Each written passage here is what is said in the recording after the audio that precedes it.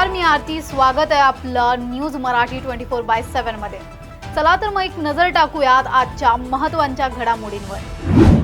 मी जिथे जिथे काम केलं तिथे तिथे निवडून आलो असल्याचं खासदार अनिल बोंडे यांनी म्हटलंय. जीएसटीच्या संदर्भात एक पहिली गोष्ट हे सांगतो की खत आणि इन्सेक्टिसाइड, पेस्टिसाइड कोणत्याही दुकानदाराला जाऊन विचारा.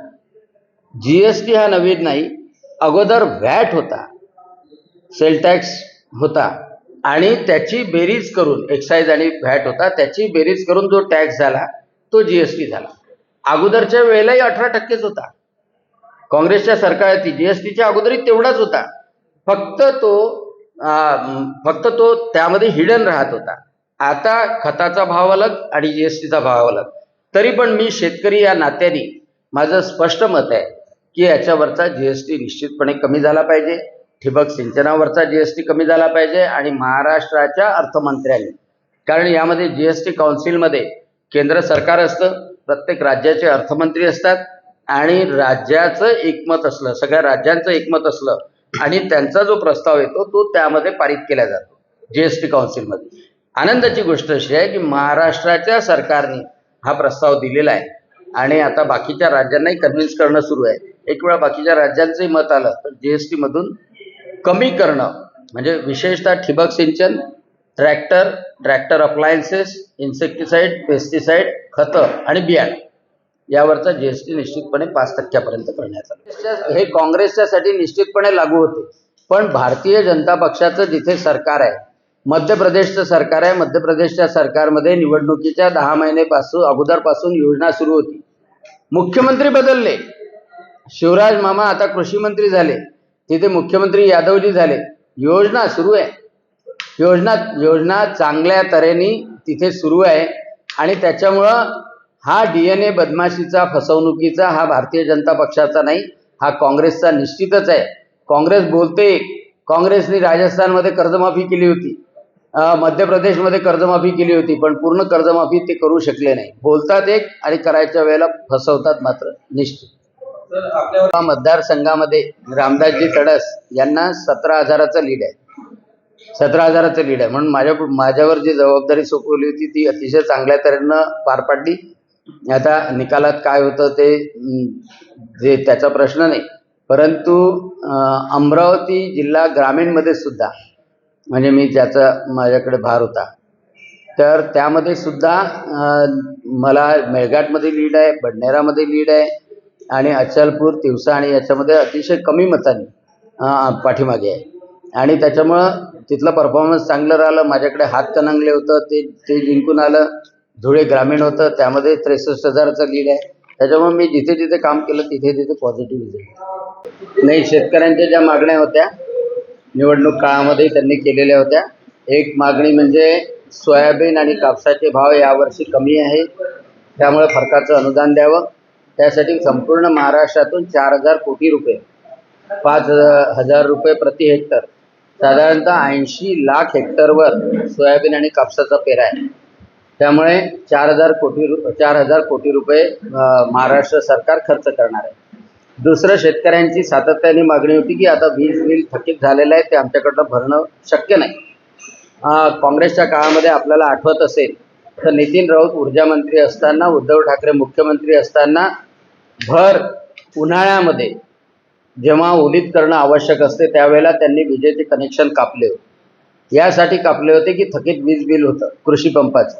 एवढं निर्दयी सरकार महाविकास आघाडीचं होतं हे शेतकरी विसरू शकला नाही आणि म्हणून या सरकारने थकीत वीज बिलाचं संपूर्णतः माफ केलं, 0 केले. कोण्या शेतकऱ्याचं थकीत बिल होतं तरी पण कधीच विजेचं कनेक्शन कापलं गेलं नाही. ही अतिशय महत्त्वाची गोष्ट आहे, शेतकऱ्यांना माहीत आहे. परंतु मी पत्रकारांच्या माध्यमातून बाकीच्या जनतेला आणि या काँग्रेसवाल्यांना, जे लबाड आहेत, जे स्वतःच्या राज्यामध्ये शेतकऱ्याचं विजेचं कनेक्शन कापून उभे संत्र्याचे झाडं वाळू दिले होते पण त्यांना घाम फुटला नव्हता, असे निर्दयी लोक आहेत, त्यांना याची कदर येणार नाही. दुसरी महत्त्वाची गोष्ट की ग्रामीण भागामध्ये आर्थिक घडी बसवण्याकरता शेतकरी आणि शेतमजूर हे दोन्ही महत्त्वाचे घटक आहेत. शेतकऱ्याची पत्नी जी काम करते, शेतमजुराची पत्नी काम करते अनेक बारा बलुतेदार ज्या महिला काम करतात यांना आर्थिक मदत करणं अतिशय आवश्यक होतं. आणि ती आर्थिक मदत एक दुसरं नाही तर एक कोटीच्या दरम्यान महिला यामध्ये बसू शकतील, की सर्व महिला केशरी कार्ड असो किंवा म्हणजे ज्यांचं पांढरं कार्ड नाही, केशरी कार्ड असो, पिवळं कार्ड असो, शेतकरी असो, 5 एकराची अट नाही, महाराष्ट्रामध्ये रहिवासी आहे, त्या सर्व महिला, एका कुटुंबामधल्या 2 महिला ह्या सर्व इन्क्लूड करण्यात आल्या आणि त्याच्यामुळं शेतकऱ्यांना, शेतमजुरांना सर्व ताकदीनं ही मदत होणार आहे. त्याच्यामुळे आनंदाचं वातावरण आहे. परंतु आता एवढं सगळं केल्यानंतर निश्चितपणे शेतकऱ्यांची ही मागणी होती कर्जमाफीची. आणि कर्जमाफी 2 वेळा, एक वेळा उद्धवजी ठाकरेंचं सरकार होतं, मागच्या वेळेला 2 लाख रुपयापर्यंतची करण्यात आली. त्याच्या अगोदर देवेंद्रजी फडणवीसांचं सरकार होतं. परंतु आता हे सगळं केल्यानंतर ही मागणी आता समोर आलेली आहे. निश्चितपणे याचा पाठपुरावा या सरकारकडे केला जाईल आणि त्याचाही निश्चितपणे आढावा घेतला पाहिजे की किती लोकांची कर्ज थकीत आहे. त्यासोबतच सर्वात महत्त्वाची गोष्ट की जे लोक रेग्युलरली कर्ज भरतात त्या रेग्युलरली कर्ज भरणाऱ्यांना सुद्धा समाधान करणं आवश्यक आहे. मागच्या वेळेला उद्धव ठाकरेंनी 50,000 रुपये प्रोत्साहनपर अनुदान म्हणून देऊ असं सांगितलं होतं, पण मुख्यमंत्री असेपर्यंत एक खडकू टाकला नाही. त्यांच्या 50,000चा संपूर्ण भार देवेंद्र फडणवीस, एकनाथ शिंदे, देवेंद्र फडणवीस आणि अजितदादाच्या सरकारने उचलला आणि आता कुठं सगळ्यांपर्यंत प्रोत्साहनपरचे अनुदान मिळाले. आणि त्याच्यामुळे जे करायचं ते कॉन्क्रीटली करायचं, जे करायचं ते सत्य बोलून करायचं, खटाखट खटाखट खटाखट बोलून लोकांना फसवायचं नाही. हे भारतीय जनता पक्षाचं धोरण आहे. आणि त्यामुळं या संदर्भातही कर्जमाफीच्या संदर्भात असेल किंवा रेग्युलर वीज भरणाऱ्यांना प्रोत्साहनपर अनुदान असेल, या सगळ्या गोष्टी पाठवल्या. T20 विश्वचषकाच्या विजयानंतर भारतीय क्रिकेट संघाला पाहण्यासाठी क्रिकेट प्रेमींची मोठी धडपड पाहायला मिळाली. चंद्रपूर शहरातील सर्व महिलांना योजनेचा ऑनलाईन आणि ऑफलाईन लाभ मिळण्याच्या दृष्टीने मनपातर्फे 5 निशुल्क सेवा केंद्र सुरू करण्यात आले आहेत. त्यात 3 सेवा केंद्र 3 झोन ऑफिसमध्ये सुरू असून एक मनपा मुख्यालय तर एक सुवर्णजयंती ऑफिसमध्ये सुरू आहे. या व्यतिरिक्त महानगरपालिकेने सोशल मीडिया माध्यमातून पोस्टर, बॅनर आणि आवश्यकता पडल्यास कॅम्प घेण्याचे नियोजन करणार असल्याचे आयुक्त विपिन पालीवाल यांनी सांगितले. महाराष्ट्र शासनाचे माननीय मुख्यमंत्री यांनी जाहीर केलेली मुख्यमंत्री माझी लाडकी बहीण योजना, यामध्ये शहरातील महिला वर्गांना सुविधा व्हावी आणि याकरता जो अर्ज सादर करायचा आहे तो ऑनलाईन पद्धतीने सादर करायचा आहे. तर त्याकरता महानगरपालिकेने 5 सेवा केंद्र सुरू केलेली आहे. त्यापैकी 3 सेवा केंद्र ही 3 झोन ऑफिसमध्ये आहेत, एक मनपा मुख्यालयामध्ये आहे आणि एक सुवर्णजयंती ऑफिस म्हणजे NLM ऑफिसला केलेलं आहे सुरू आहे. तरी सर्व महिलांनी त्यानुसार कुठेही गर्दी न करता प्रशासनाला सहकार्य करून या योजनेचा लाभ घ्यावा ही विनंती. याकरता महानगरपालिका ही सोशल मीडियाच्या माध्यमातून विविध ठिकाणी पोस्टर, बॅनर, बोर्ड लावून अनाऊन्समेंटद्वारे सुद्धा महानगरपालिका प्रयत्न करणार आहे आणि आवश्यकता पडल्यास इतर ठिकाणी कॅम्प घेण्याचं सुद्धा नियोजन आहे.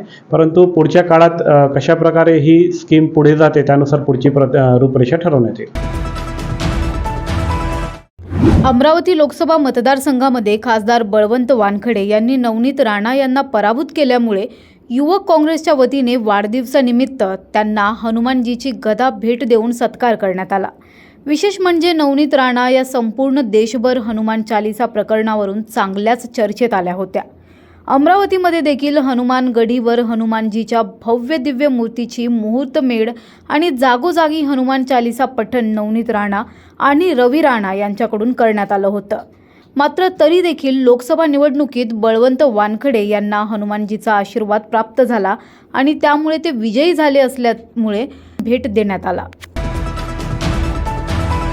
मुख्यमंत्री माझी लाडकी बहीण या योजनेचे अर्ज भरण्यासाठी अजित पवारांच्या राष्ट्रवादीतर्फे ठाण्यात मध्यवर्ती कार्यालयात 2 दिवसीय शिबिराचे आयोजन करण्यात आलं.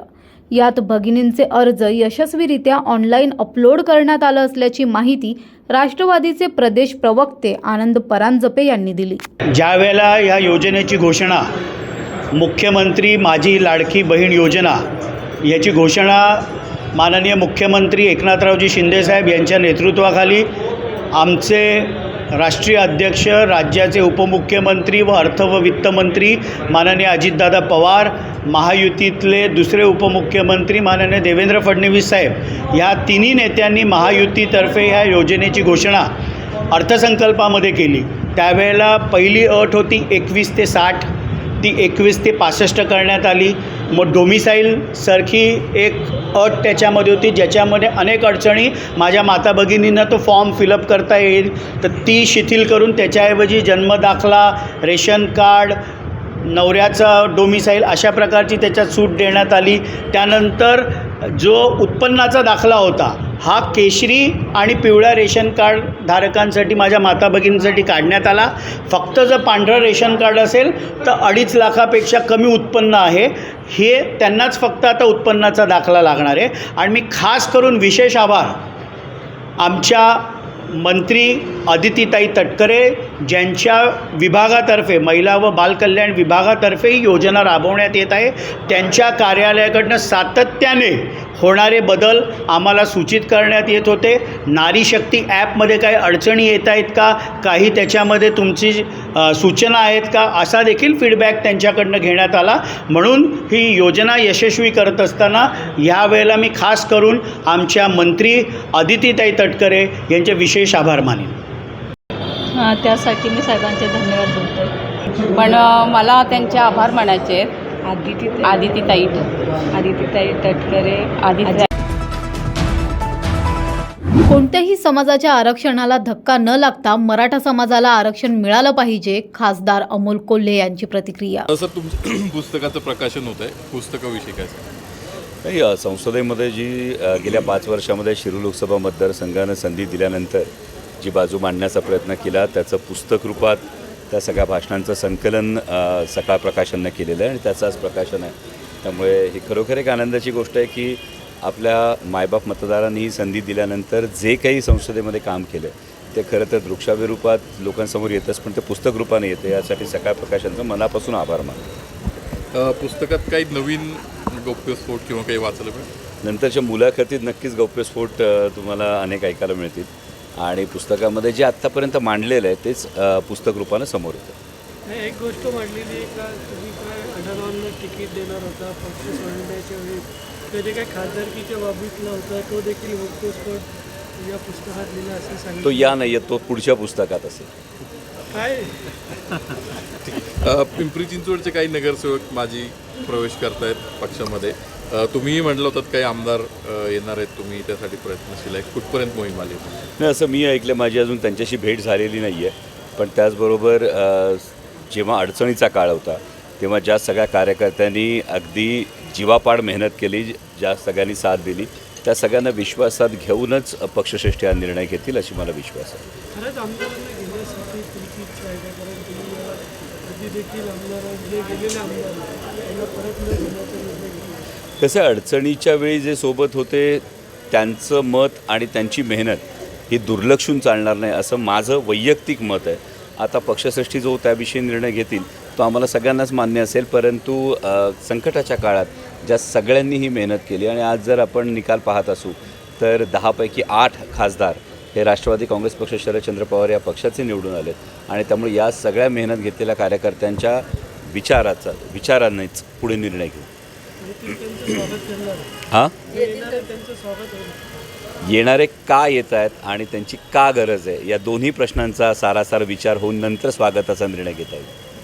ओबीसी आणि मराठा आरक्षणाचा विषय तुमच्यावर अशी टीका होती की तुम्ही असं म्हटलं आहे की ओबीसी आरक्षणाला धक्का न लागता मराठ्यांना आरक्षण दिलं जाईल, त्यावर आक्षेप घेतला जातो कारण जरांगे पाटील कुणबीमधनं आरक्षण मागत आहेत. ही त्यांची मागणी आहे, परंतु याचबरोबर समाज सगळ्याच घटकांचा बनलेला आणि या सगळ्या घटकांच्या आशा आकांक्षा ज्या आहेत याचा विचार होणं सुद्धा तितकंच गरजेचं आहे. आणि यासाठीच जी संसदेमध्ये सुद्धा मी जातीनिहाय जनगणनेची मागणी केली, हीच सर्वांची मागणी आहे. जर जातनिहाय जनगणना झाली तर अनेक हे जे प्रश्न आहेत हे सुटण्याच्या दृष्टीने नक्कीच फायदा होईल असे आमच्या सगळ्यांचं म्हणणं आहे. जरांगींच्या मागणीला पाठिंबा आहे कुणबी सर्टिफिकेटसाठी किंवा कुणबीमधून मराठा समाजाला हे आरक्षण मिळालं पाहिजे. फक्त ते मिळत असताना इतर कोणत्याही समाजाच्या आरक्षणाला धक्का लागू नये ही सगळ्याच समाजांचं जे म्हणणं आहे ते कितपत जातनिहाय जनगणनेनंतर ते त्यात चित्र स्पष्ट होईल असं माझं म्हणणं आहे. मोरबे धरण प्रकल्पग्रस्तांचे प्रश्न सोडवण्यासाठी प्रामाणिकपणे प्रयत्न करणार असल्याचं आमदार महेश बालदी यांनी म्हटलंय. संपर्कात आहे. फक्त माझी विधानसभेतली लक्षवेधी पूर्ण होऊन द्या, मग मी येतो. आज मी येऊन काय सांगितलं, आज इथे प्रकरण चिघळलं म्हणून मी आलो. पण ते जर विधानसभेतलं आश्वासन हे महाराष्ट्रातल्या सगळ्यात मोठ्या जिथे कायदे मंडळाचं आश्वासन मिळालं तर ते तुम्हाला सगळ्यांना समाधान करणार आहे. मी आत्ता सगळ्यांना सांगितलं की सगळ्यांना नोकऱ्या मिळतील, वाटेल ते रेट मिळतील. तो हे माझं उत्तर हे फसव होईल. पण ते जे न्याय मंडळाने दिलेलं उत्तर आहे, जे मंत्री देतील तो रेकॉर्ड होईल, तो विधिमंडळाचा रेकॉर्ड होईल आणि तोच सगळ्यांना या पुढच्या काळामध्ये आधार होईल. याच्याकरता मी भांडतोय. आणि मी म्हटलं ती लक्षवेधी झाल्यानंतर मी येईन, हे मी या सगळ्यांशी रोज संपर्कात आहे. त्याच्यामुळे मी 8 दिवस आलो नाही. आणि आधी आलेल्यांनी किती कांदे कापले, लय जणांनी भाषणं केली की आम्ही लक्षवेधी लावतो, हे लावतो. एक तरी लागली का लक्षवेधी? कारण बोलणं सोपं आहे, करणं कठीण आहे. फसवणं सोपं आहे. याच्यामध्ये लोकांच्या मड्यावरचं लोणी खाऊ नये. ज्यांच्याकरता कष्ट करायचे तो प्रश्न समजून घ्यावे, त्या अधिकाऱ्यांशी बोलावं आणि त्याच्यातून जे मार्ग. कारण काय आहे की आपल्याला रोज यांच्याशी संपर्क करायचा आहे. आज खोटं बोलून रेटून बोलून करायचं नाही. आपल्याला यांचे प्रॉब्लेम हे मुळासकट संपवायचे, त्याच्याकरता प्रामाणिक प्रयत्न करायचे. आपला प्रयत्न प्रामाणिक असेल तर ते नक्की यशस्वी होतं, याच्यावर माझा विश्वास आहे. पुण्यात एसटी कामगार सहकारी बँकेत भ्रष्टाचार केल्याच्या आरोपावरून गुणरत्न सदावर्ते यांच्या विरोधात आंदोलन करण्यात आलं. सदावर्तेंनी भरती करण्याचं सहकार आयुक्तांनी जे दिलेलं परिपत्रक आहे, 8च कंपन्यांच्या तर्फे भरती केली जाते. मात्र त्यांनी ॲडव्हॉक पद्धतीनं लोकांच्याकडून 20-20, 25-25 लाख प्रत्येकी घेतले आणि त्यांनी पैसे घेऊन त्या ठिकाणी भरती केलेली आहे. ती भरती एकदम चुकीच्या पद्धतीने त्या भरतीमध्ये त्यांना अटक झाली पाहिजे. समोर 150 लोकांना भरती त्यांनी केलेली आहे. लाखो रुपयाचा भ्रष्टाचार करणाऱ्या सदावर्ते पॅनेलच्या संचालकांना अटक. लाखो रुपयांचा बलिदान खाणाऱ्या संचालक मंडळ बरखास्त. कोट्यवधी रुपये खाणाऱ्या सदावर्ते पती पत्नीला अटक. अरे धिक्कार असो, धिक्कार असो. हम सब और जोर जुलूम की टक्कर में, जोर जुलूम की टक्कर में अटक करा. अरे बँक आमच्या हक्काची, अरे बँक आमच्या हक्काची. हमसे जो टकराएगा, अरे हमसे जो टकराएगा, अरे हमारी. आज महाराष्ट्र राज्यातल्या रोल का आज महाराष्ट्र राज्यातल्या एसटी महामंडळातल्या सर्वच प्रमुख युनियनचे पदाधिकारी या पुण्यामध्ये सेंट्रल बिल्डिंगला सहकार आयुक्तांच्या कार्यालयावरती आज आक्रोश आंदोलन करत आहेत. या आक्रोश आंदोलनाचं प्रमुख कारण की आशिया खंडामध्ये नंबर 1 ची बँक असणारी एसटी कामगारांची बँक, त्या बँकेचं वाटोळ करण्याचं काम मिस्टर अँड मिसेस सदावर्तेंनी केलेलं आहे आणि त्यांना तातडीनं अटक व्हावं याच्या मागणीसाठी आजचा मोर्चा काढलेला आहे. जेव्हापासून त्यांनी बँक ताब्यामध्ये घेतली, 6.5% व्याजदरानं कर्ज देतो असं खोटं आश्वासन देऊन आपली बँक ताब्यात घेतल्यानंतर त्यांनी बँकेचं लिटरली वाटोळ केलेलं आहे. 600 कोटी रुपयाच्या ठेवी लोकांनी त्यांच्यावरती विश्वास नसल्यानं विड्रॉल करून घेतलेल्या आहेत. मिस्टर अँड मिसेस सदावर्तेंचं जे संचालक पद होतं ते सहकार आयुक्तांनी रद्द केल्यानंतरही त्यांचा बँकेमध्ये वाढता हस्तक्षेप आहे. 150 लोकांची बेकायदेशीर भरती करून लाखो रुपयाचा मलिदा सदावर्ते पॅनेलच्या संचालक मंडळाने लाटलेला आहे. त्यांना ताबडतोब अटक केली पाहिजे अशी मागणी आज या ठिकाणी सर्व संघटनांच्या वतीनं करण्यात येणार आहे. दुसरी बाब, या संचालक मंडळाने अशा प्रकारचा जो भ्रष्टाचार केलेला आहे की एसटी बँकेमध्ये जे डेटा सेंटर तयार होते, तब्बल खरं तर त्याची शासकीय किंमत 19 कोटी असताना 34 कोटी रुपयाला ते डेटा सेंटर दिलेलं आहे आणि काम 1% पूर्ण न होता त्याला तब्बल 21 कोटी रुपये देण्याचं काम सदावर्तेंनी केलेलं आहे. त्यातले ब्लॅकचे पैसे सदावर्तेंच्या क्रिस्टल टावरला किती गेले याचा सर्व पोलखोल एसटी महामंडळातल्या सर्व संघटना या ठिकाणी करणार आहेत. त्यांच्या संचालकांनी उचलीच्या नावाखाली आझाद मैदानावरच्या त्या मेळाव्याच्या नावाखाली लाखो रुपयाची ठेव घेतलेली आहे. ही बँक एसटी कर्मचाऱ्यांच्या घामाची आहे. सदावर्तेंच्या पूज्य पिताश्रींची नाही हे त्यांनी लक्षात घ्यावं. त्यांनी केवळ कॅमेरा दिसला की धडाधडा नाचण्यापेक्षा आज एसटी कामगारांना उत्तर देण्याची त्यांची वेळ आहे. सदावर्तेंच्या मध्ये हिंमत असेल तर आमच्या एसटी कामगारांचा या कृती समितीचा सामना त्यांनी केला पाहिजे. पण आयुक्तांकडे जाऊन आम्ही कुठल्याही प्रकारे त्या ठिकाणी त्यांना अटकेचं त्यांनी कारवाई केली पाहिजे. संचालक मंडळाने बेकायदेशीर ज्या उचली घेतलेल्या आहेत त्यामध्ये त्यांना अटक झाली पाहिजे. गेली 8 महिने झालं आमच्या एसटी बँकेचं कर्ज मिळत नाहीये. मुला मुलींची लग्न आहेत, दवाखान्यामध्ये पेशंट ऍडमिट आहेत, आम्हाला कर्ज मिळत नाही. ओडीमध्ये 100 त्यांनी अटी टाकून ठेवलेल्या आहेत. आणि या सर्व बाबींमध्ये आज तातडीनं माननीय सहकार आयुक्तांनी कारवाई केली पाहिजे. आम्ही आरबीआयच्या सीजीएम साहेबांना सुद्धा नोटीस दिलेली आहे. बँकेचे अध्यक्ष आमच्या एसटी महामंडळाचे व्यवस्थापकीय संचालक कुशेकर साहेबांना नोटिफिकेशन काढलेलं आहे, नोटीस दिलेली आहे. तेव्हा आज राज्यातल्या सगळ्या संघटनेचे प्रमुख पदाधिकारी आले आहेत. जर कारवाई झाली नाही तर संपूर्ण राज्यामध्ये हा वणवा पेटल्याशिवाय राहणार नाही. एवढंच या ठिकाणी सर्व संघटनांच्या वतीनं मी आज या ठिकाणी सहकार आयुक्तांना आणि मिस्टर अँड मिसेस सदावर्ते आणि त्यांच्या चोर असणाऱ्या संचालक मंडळांना देतोय. अरे सदावर्तेचं करायचं काय? अरे अटक करा, अटक करा. छत्रपती संभाजीनगर राज्यमार्गावरील लासलगाव जवळील विंचूर पोलीस चौकीच्या हाकेच्या अंतरावर चोरट्यांनी SBIचं ATM फोडलंय. 30 लाखाहून अधिकची रक्कम चोरट्यांनी यावेळी लंपास केली. काल रात्री लासलगाव पोलीस स्टेशनच्या अंतर्गत विंचूर येथे रात्री सुमारे 2च्या सुमारास SBI बँकेचं ATM आहे. त्या ATM मध्ये चोरी झालेली आहे. गॅस कटरने ते ATM कट करून त्यामधून कॅश अज्ञात चोरट्यांनी चोरून नेलेली आहे. त्यामध्ये आम्हाला काही ठिकाणचं CCTV फुटेज मिळालेलं आहे. विशेषतः ती गाडी ज्या गाडीतून त्यांनी प्रवास केलेला आहे सदर व्यक्तींनी, आरोपींनी, तर ती पांढऱ्या रंगाची स्विफ्ट गाडी जी आहे ती आम्हाला ट्रेस झालेली आहे. आणि यानंतर इथून पुढे त्यांचा लागलीच पाठलाग करण्याचा पण प्रयत्न केलेला आहे आमचे पोलीस स्टेशनचे अधिकारी अंमलदार यांनी. आणि आपण त्यांना धुळ्यापर्यंत ट्रेस केलेला आहे. परंतु तिथून पुढे आपल्याला ते आयडेंटिफाय होऊ शकले नाही. आणि आता माहिती आपल्याला अशी मिळते की धुळ्यामध्ये पण पहाटे 5च्या सुमारास त्यांनी अशाच पद्धतीने काय ATMमध्ये चोरी केलेली आहे आणि ते पडून निघून गेलेले आहेत. आमचा अंदाज असा आहे की साधारणतः मध्य प्रदेश किंवा दिल्ली हरियाणा साईडचे हे लोक असावेत.